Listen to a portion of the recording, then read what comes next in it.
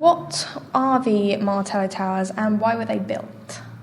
Okay, well, the Martello Towers were built 200 years or so ago, mostly between 1805 and 1808, and there was great concern that Napoleon might attempt an invasion of Great Britain, and the Martello Towers were constructed to stop an invasion from occurring, to protect some of the more vulnerable beaches on the southeast coast.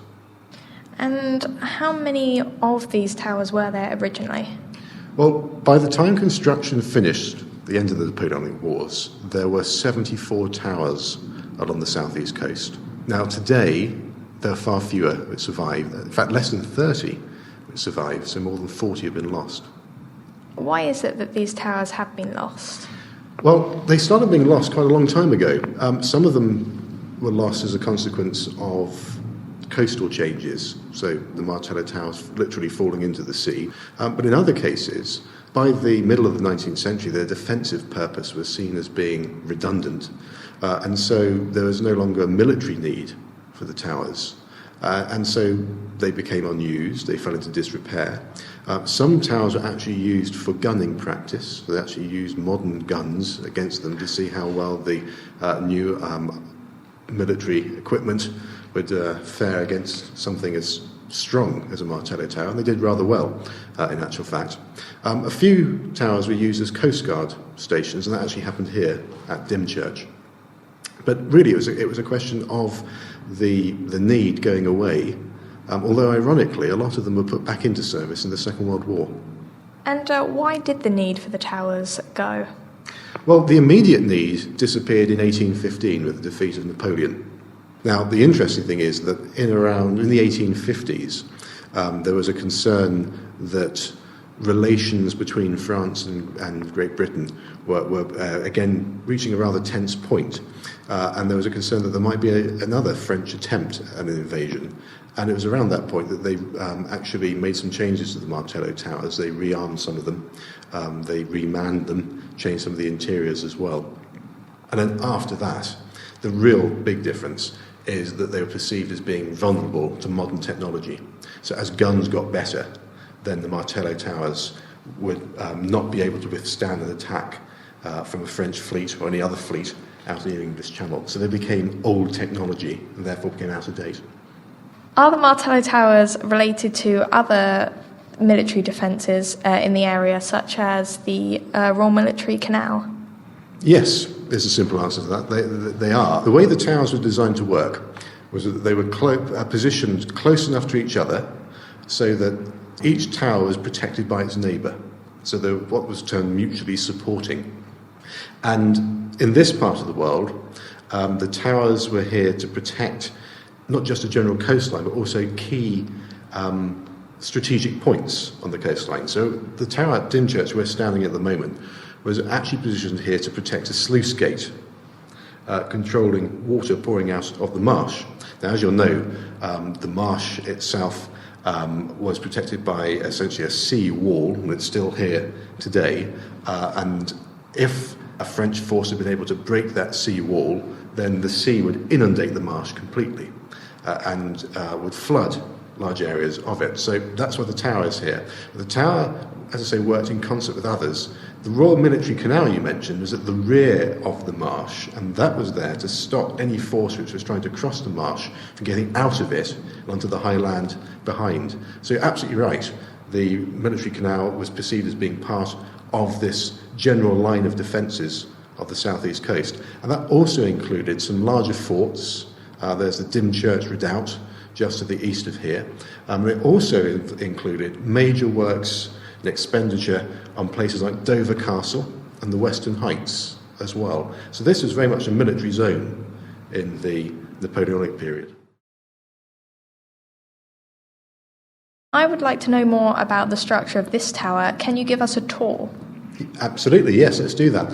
We've come through a doorway onto the first floor of the tower, so we've had to climb some steps outside. And the steps we have here today are modern. When the tower was first built, there would have been a wooden ladder which could be pulled into the building if it came under attack. So the idea of having the doorway on the first floor is for security and protection, to make it difficult to get in. And we've stepped inside. You can see it's a circular interior but it's divided up by wooden partitions into smaller rooms. So when you step inside, there's a room on the left-hand side, which was a storeroom. Then the room after that, which has got a fireplace and a window, was a room for the officer in charge. And there was one officer and 24 men. So this was the officer's room. And you can see he gets quite a nice space to himself. Whereas when we go into the soldier's room, you'll see it's only a little bit bigger. So you have to imagine this as a quarter for 24 men. One of the things you won't find in a Martello Tower is a toilet. And perhaps that gives you a sign or indication of how these buildings were going to be used. They're built for emergency. They're not built to house people for a long period of time.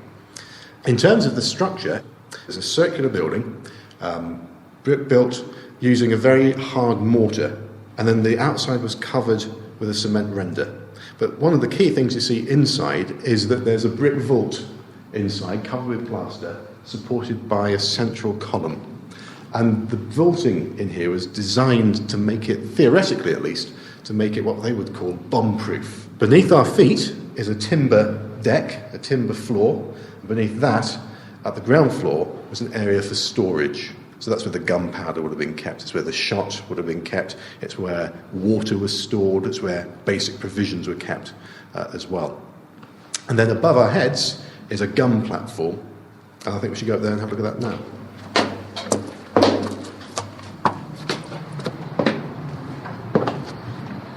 Okay, we're standing on the roof of the tower, and the main thing to point out is the fact there's a whopping great cannon up here, a 24-pounder cannon sitting on a timber carriage, and the carriage is designed in such a way that it runs on wheels, and the wheels run on what's called racers, like metal tracks, the parapet of the tower, which allows the cannon to be moved around 360 degrees all the way around the tower itself. So it's called a traversing carriage. It means it can look around in every direction from here.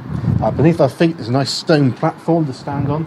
There's a raised parapet around us, and you can see there are little alcoves in the parapet, and they are little sort of ammunition lockers. That's where shot could be stored, brought up from the basement, placed into there, and then used in the cannon.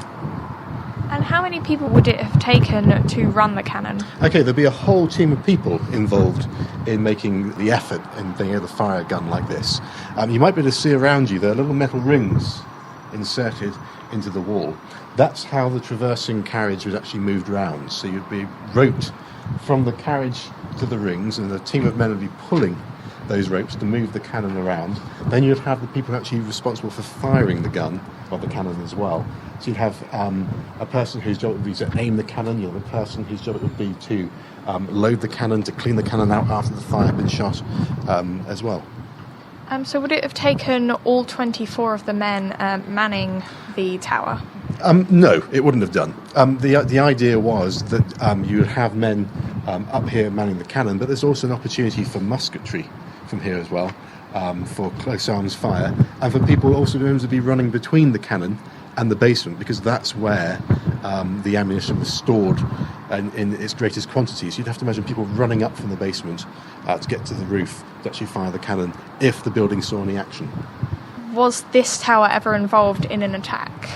No, as far as we're aware, it wasn't. Ironically, the French threat of invasion reduced significantly in the very year they started to build these towers, 1805, as a result of the victory of Nelson at the Battle of Trafalgar. With the French fleet effectively destroyed, it was going to be very difficult for Napoleon to be able to transport his army from France to the southeast coast. If you ask me the question, has this cannon been fired, then the answer is probably almost certainly, because we do know that the towers were stocked, and we do know that the people who are manning them trained regularly as well. So there's every possibility that the cannon's been fired. If we had been attacked by the French, do you think the towers would have been effective? Very probably is the answer to that. Yes, I mean, it's always difficult to say, isn't it? But one of the interesting things about the towers is that they weren't a British invention. The British actually saw a tower very much like this in Corsica, That's where the idea came from. And that tower in Corsica had done a very good job of holding off British warships. It had taken ages to actually take the tower. So we know that towers like this were quite effective against enemy cannon. And then the job of a tower like this would be to fire out into the channel to attack the shipping. Not necessarily the big men of war, the big warships, but the smaller craft which would have been used to transport the soldiers onto the beach.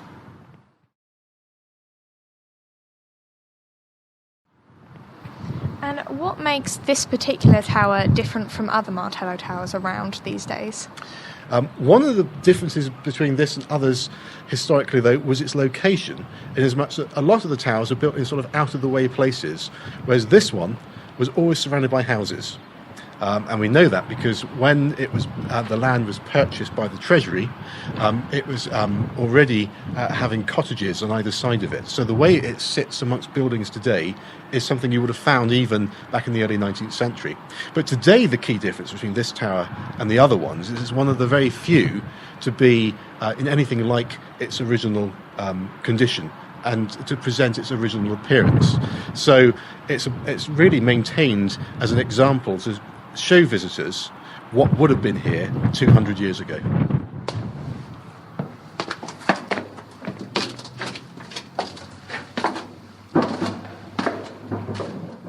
In Folkestone, we have a few Martello Towers that are occupied.